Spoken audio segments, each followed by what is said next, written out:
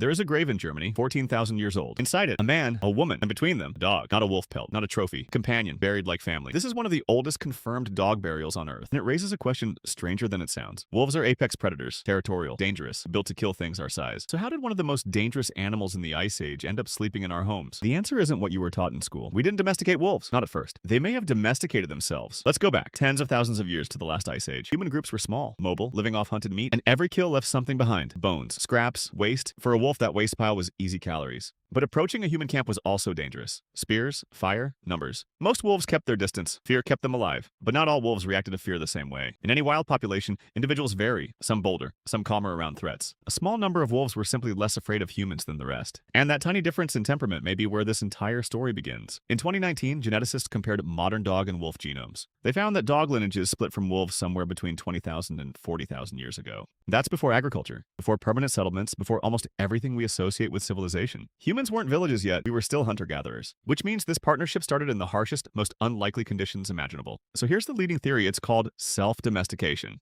The idea is simple, but it flips the whole story around. We didn't go out and tame wild wolves one by one. The calmer wolves, the ones less afraid of camps, kept coming back for scraps. Generation after generation, those bolder but calmer wolves ate better than the fearful ones. More food, better survival, more pups. Their calmer temperament got passed down, generation after generation. Their calmer temperament got passed down, generation after generation. It was choosing for something much simpler, tolerance of humans. This is where the story gets genuinely strange, because we have direct proof this actually works. In 1959, a Soviet geneticist named Dmitry Belyaev started an experiment. Not with wolves, with silver foxes on a farm in Siberia. His method was almost insultingly simple. Each generation, he only bred the calmest foxes, the ones least afraid of humans. Nothing else. No selection for appearance, just temperament. Nothing else. No selection for appearance, just temperament. The tame foxes didn't just act friendlier, they started to look different. Floppier ears, curlier tails, patches of white fur, shorter snouts. Nobody was breeding for these traits. They came along for the ride. Selecting for calm behavior appears to trigger a whole cascade of physical changes. Scientists call this domestication syndrome, and it shows up across many species. If the same process happened naturally with wolves, it explains something specific. Why dogs look in some ways like permanent puppies compared to wolves. Rounder faces, bigger eyes relative to skull size, floppier ears in many breeds. We didn't design dogs to look cute to us. Selection for calmness may have produced cute as a side effect, and then we just kept selecting for it. Now let's talk about what changed on the inside, because this part is even stranger. In 2015, a team of Japanese researchers ran an experiment with dogs and their owners. They measured oxytocin, the hormone linked to bonding, trust, and attachment. When dogs and owners made eye contact, oxytocin rose in both of them. The same hormonal loop that bonds a parent to a newborn child. Wolves raised by humans, even from birth,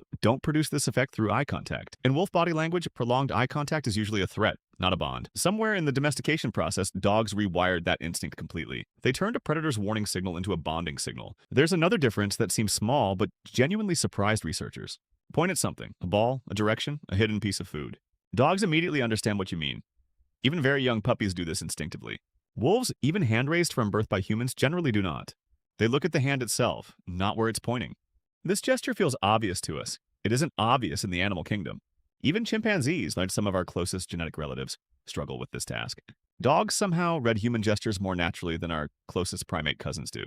Researchers call this a form of cooperative communication, and it may have been exactly what made wolves useful enough to keep around.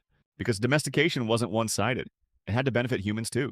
A wolf with sharper senses than any human, smell, hearing, night vision, could detect approaching predators or prey long before a person ever noticed. An early warning system, a hunting partner, a guard while the group slept. This wasn't a one-way act of kindness from humans toward wolves. It was a trade. Calories and safety in exchange for senses and speed. Both species got something they couldn't easily get alone. Over thousands of years, that trade deepened, and the wolves kept changing. Smaller jaws, smaller teeth. Less muscle built for taking down large prey alone. They didn't need those tools anymore. Humans were providing part of the food. By around 15,000 years ago, something recognizably dog-like existed across parts of Eurasia. Not yet the huge variety of breeds we know today, but no longer simply wolves either. A new kind of animal, shaped by an unusual mutual relationship. Let's go back to that grave in Germany, 14,000 years old. Analysis of the dog's bones showed something heartbreaking. It had suffered from a severe illness as a young puppy, likely canine distemper, a disease that, untreated, is almost always fatal within weeks. But this puppy lived, for months, maybe longer. It couldn't have hunted. It couldn't have fed itself. It couldn't have earned its keep. Someone fed it anyway, cared for it anyway, kept it alive anyway. Not because it was useful, because by then it was already something else to them. This is one of the earliest known examples of an animal being cared for out of pure attachment. Not utility, not survival math. Something closer to love. 14,000 years later, that bond hasn't gone anywhere. You've probably felt it yourself. A dog leaning its head into your hand? That instinct, trusting eye contact, reading your gestures, staying close, is ancient. It wasn't built for you specifically, it was built by thousands of years of wolves choosing to stay. Generation after generation, the calmer ones survived. The bolder but friendlier ones thrived. And slowly, without any human plan or blueprint, a predator became a companion. We didn't tame the wolf. The wolf decided we were worth staying near, and it changed itself to make that possible. So the next time a dog looks up at you like that, remember what that look actually is. It's not just affection. It's the end result of one of the longest, strangest partnerships in the history of life on Earth. Built not on command, but on trust. Repeated for over 400 generations. A wolf looked at a dying fire and a stranger beside it and decided to stay. And humanity has never been quite alone since.